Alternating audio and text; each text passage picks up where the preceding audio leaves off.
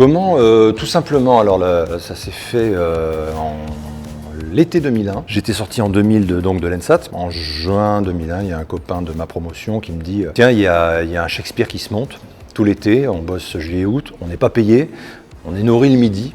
Merci mon prince. Et on joue 2 semaines à la rentrée en septembre. Voilà, il y a un casting qui se fait là dans la semaine. Et donc je me suis dit, bah tiens, en sortant de cette école, autant rencontrer des gens et essayer de se faire un petit réseau, comme on dit, même si j'aime pas trop ce terme-là. Et j'ai bien fait, puisque c'était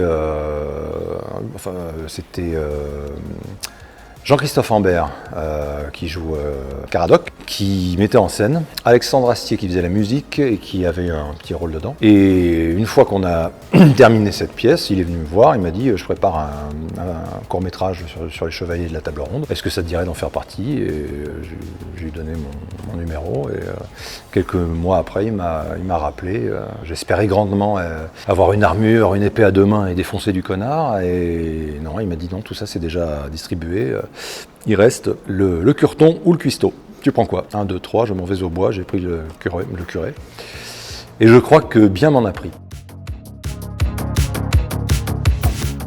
Pas d'état d'esprit, j'étais juste content. Content que l'aventure reprenne et de retrouver une partie de mes camarades de jeu.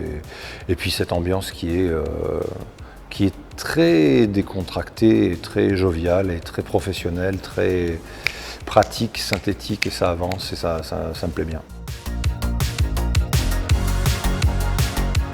J'ai mon petit groupe de jazz à Paris et j'ai toujours aimé chanter et j'ai grandi dans une famille où la musique était présente. Ma grand-mère était prof de piano et on n'avait pas la télé chez nous.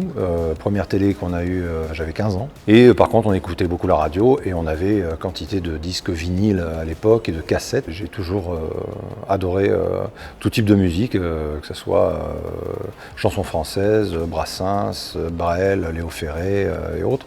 Et puis la pop anglo-américaine des années 60, 70, 80. Et puis le jazz aussi, Sinatra, Nat King Cole, Dean Martin, des choses comme ça. Et puis ensuite, le bon gros heavy metal qui tâche, Sepultura, Pantera, des trucs, voilà.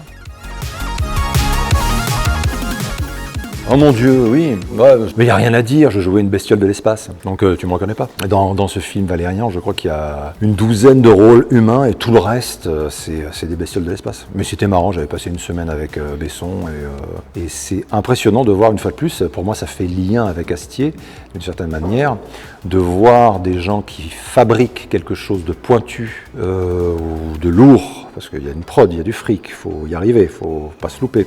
Et qui en même temps travaillent de manière extrêmement détendue. Parce qu'en fait, ils savent très bien ce qu'ils veulent, ce qu'ils obtiendront. Donc ils ne sont pas stressés. Ouais, voilà. Ils savent ce qu'ils font donc sur le plateau. Et puis il faut absolument pour les acteurs et les actrices qui sont souvent, je sais de quoi je parle, des grands tarés et des grands flippés de la vie, il faut que le plateau soit agréable. Parce que si vous arrivez et que vous avez un réalisateur... Non, vous allez complètement bloquer les gens et vous n'allez pas obtenir le meilleur d'eux-mêmes. Et en tout cas, si je peux faire une comparaison entre Astier, Luc Besson, merci. Non, c'est un modèle. Et donc entre Astier et Besson, c'est que oui, ils arrivent à ce qu'il y ait une ambiance, si ce n'est agréable et cool, neutre. Alors qu'il y a beaucoup de matos, beaucoup d'argent, beaucoup de pression. Mais on ne la ressent pas. Et ça, c'est vraiment agréable en tant que comédien. Ce qu'on peut me souhaiter et que je me souhaite à moi-même, c'est qu'on me propose des rôles intéressants.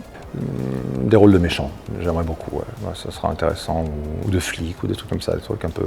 Et puis autrement, en septembre, normalement, puisque nous sommes actuellement fin juin, en septembre, il y a un court-métrage d'une 20aine de minutes qui a été tourné l'an dernier pour un groupe qui s'appelle Chargot. Et j'invite tout le monde à découvrir ce groupe qui était au Hellfest en 2019 et qui va forcément exploser parce qu'ils ont un concept groupe Chargot qui est étonnant. Et ils m'ont proposé un rôle dans leur film où je suis le créateur du Chargot, de la bestiole, le scientifique qui a créé cette bestiole ignoble. Et ce sont des gens qui se débrouillent pour l'instant avec des toutes petites prods, mais qui ont un talent immense et dont le réalisateur Teddy Masson, qui est, je pense, quelqu'un dont on entendra parler et qui a un talent et en plus, qui a un super talent et qui en plus est quelqu'un de très agréable sur le plateau. Donc en septembre, vous verrez ma tête encore plus chaud, puisque non, ils m'ont tout rasé, je suis complètement glabre et plus rien du tout. Et je pense que ça va. On va reparler de ça. Étrangement, je le sens comme j'ai senti Kaamelott. Donc ouais, je pense que il y a bon.